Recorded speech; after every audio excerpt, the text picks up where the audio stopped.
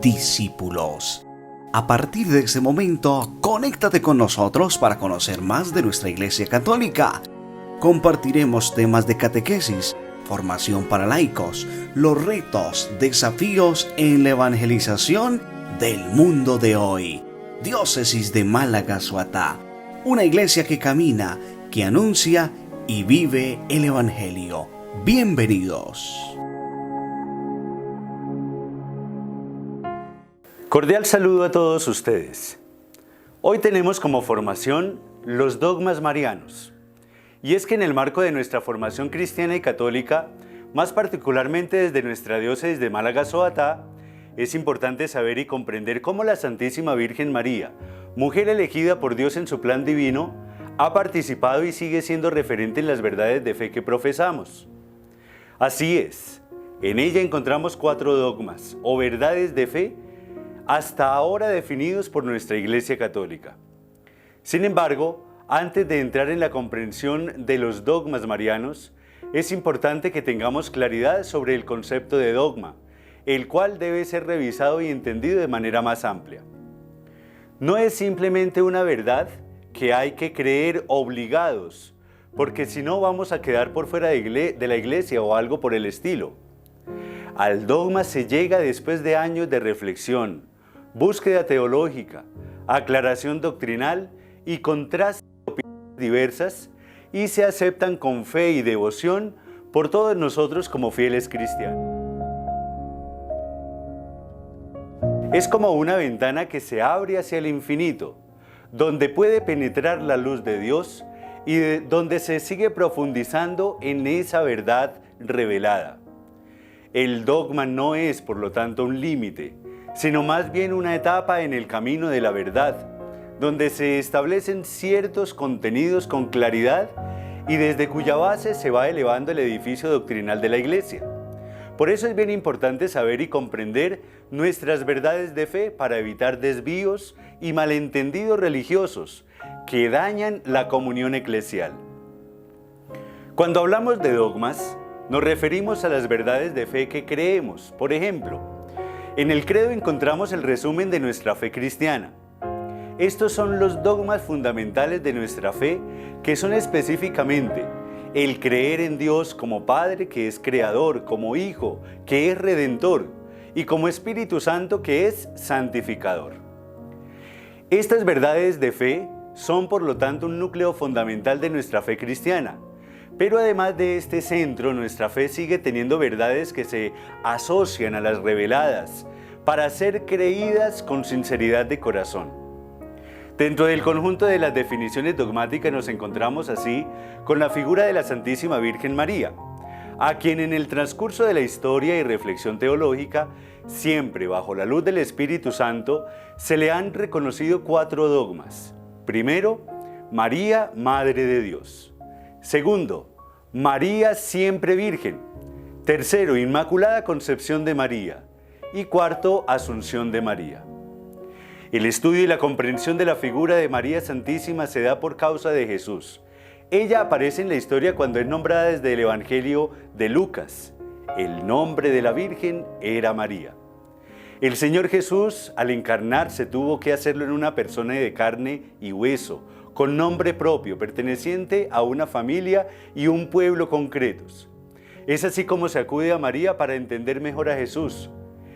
Él es el verdadero hombre, pero también es verdadero Dios.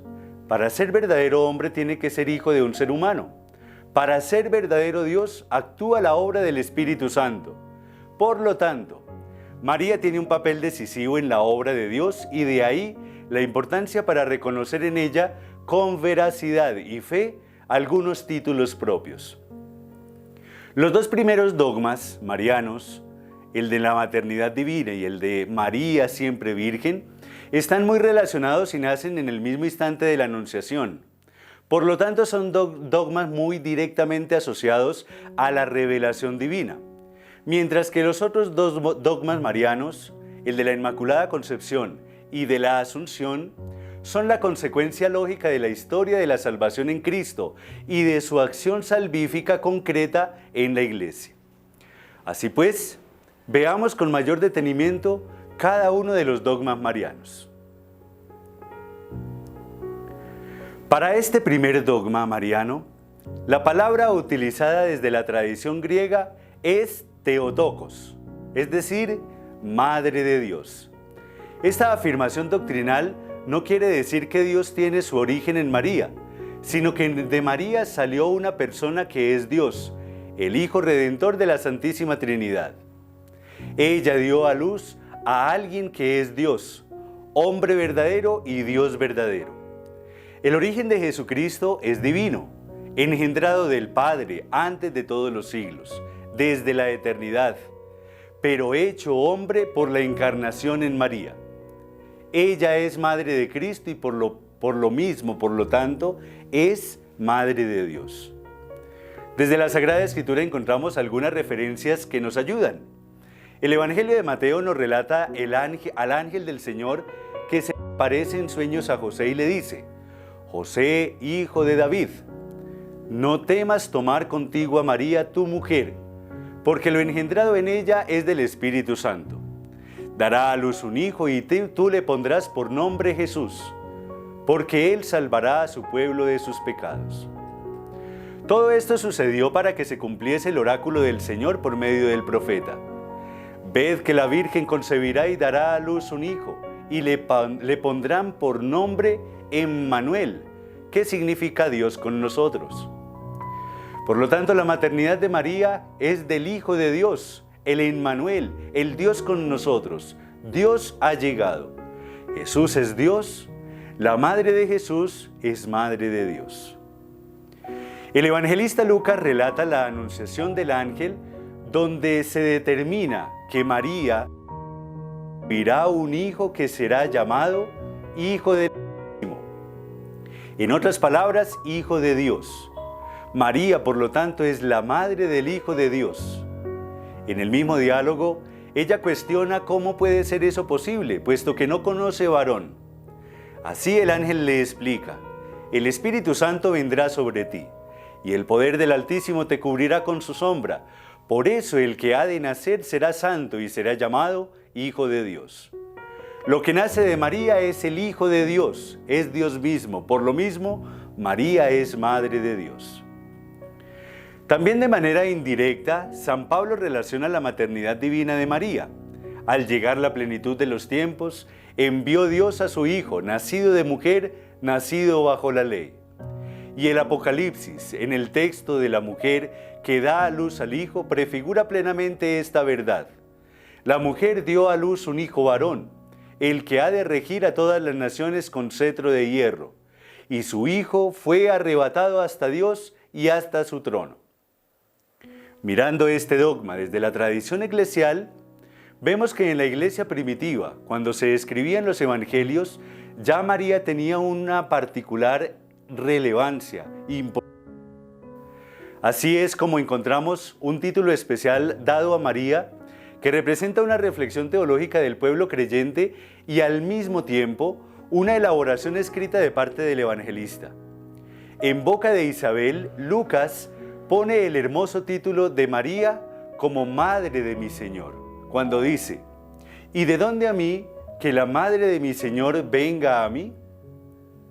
Esta expresión nos indica que en aquella época se veía a María con respeto y admiración, además con gran alegría de parte de esas personas que pudiesen recibir la visita de María a sus hogares.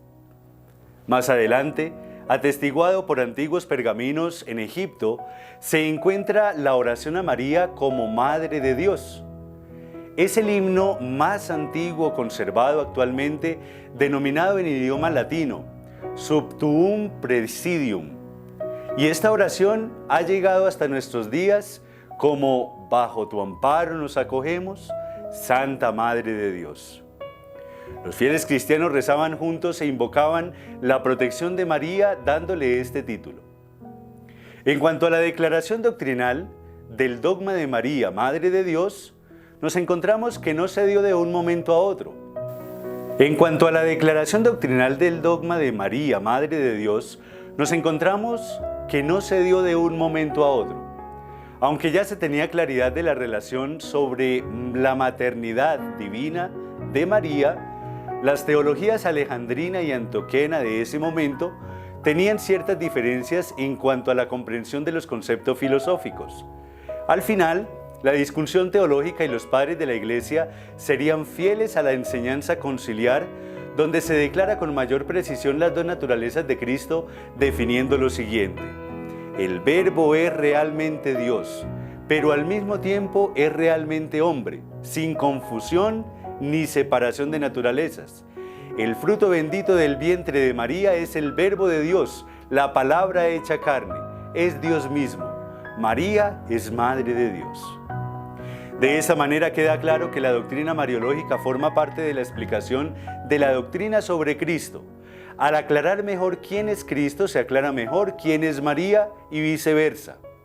Pero ambas realidades van estrechamente unidas, porque el misterio de la encarnación es lo que define de raíz toda la obra de la redención.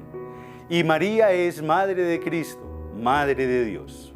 En este segundo dogma mariano nos encontramos con María siempre virgen. Y como ya lo habíamos dicho, está muy relacionado con la maternidad de María.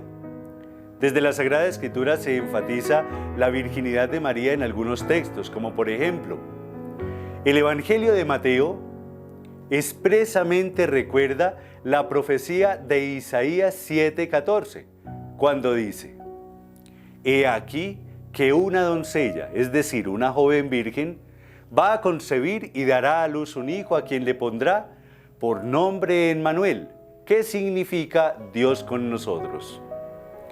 Así la virginidad de María fue profecía esperada por el pueblo de Israel, y al mismo tiempo requisito para que ese hijo fuera realmente el Hijo de Dios. El evangelista Lucas insiste también en este aspecto. Al sexto mes fue enviado por Dios el ángel Gabriel a una ciudad de Galilea, llamada Nazaret, a una virgen desposada con un hombre llamado José, de la casa de David. El nombre de la virgen era María. Y más adelante en el mismo relato de la Anunciación, María misma pregunta: ¿cómo será esto, pues no conozco varón? Y el ángel le explica: el Espíritu Santo vendrá sobre ti y el poder del Altísimo te cubrirá con su sombra. Por eso el que ha de nacer será santo y será llamado Hijo de Dios. Lucas enfatiza claramente la virginidad de María, requisito indispensable para la encarnación del Verbo, y María entra plenamente en este misterio. Ella es la verdadera madre humana que le hace humano al Verbo eterno, y a la vez es virgen, que garantiza el origen divino de Jesús. El Evangelio de Juan también asoma en su prólogo el origen divino de Jesús y la no participación carnal en su nacimiento. Cuando dice: en el principio existía la palabra, y la palabra estaba con Dios, y la palabra era Dios. No nació de sangre ni de deseo de hombre, sino que nació de Dios. Juan y la tradición sucesiva de la Iglesia apunta al misterio de la virginidad de María. Allí no hubo deseo de carne ni de hombre, sino que el Verbo se hace hombre por la acción directa de Dios, sin intervención humana. En el marco doctrinal, la tradición de la Iglesia siempre tuvo claro a María siempre virgen como signo de la verdad revelada. La señal prodigiosa de que una virgen iba a dar a luz, sin concurso de un varón, supera todas las señales que desde el Antiguo Testamento marcaron el camino extraordinario de Dios. Algunos padres de la Iglesia dan sus afirmaciones con claridad. Por ejemplo, San Ignacio de Antioquía utiliza la fórmula paulina de una manera más precisa diciendo: nacido verdaderamente de una virgen. Con esta afirmación rebate a los gnósticos de su tiempo, quienes afirmaban que Jesús había venido como el agua por el canal, que era María, y según ellos, no había tomado nada de ella. Aparece también San Justino Mártir, quien dice: nadie fuera de nuestro Señor Jesucristo ha sido generado de virgen.